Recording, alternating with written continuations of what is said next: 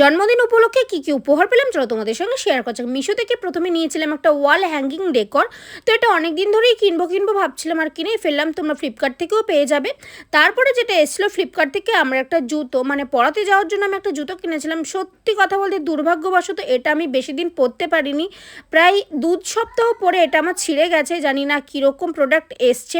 তারপরে হচ্ছে এটা একটা wall hanging planter stand I think. তো এটা একটা আমার কাকিমার জন্য অর্ডার করেছিলাম, ওনার রুমে রাখার জন্য। তারপরে মিন্ত্রা থেকে এসেছিলো আমার জন্য একটা মানে ড্রেস। এটা আমি আমার বার্থডে আউটফিট হিসেবে কিনেছিলাম। আর দেখতে কি কিউট, ব্ল্যাক কালার তো আমার এমনি থেকেই পছন্দ। আর সব থেকে বড়ো কথা কাজটা কিন্তু আমার অনেক ভালো লেগেছিলো।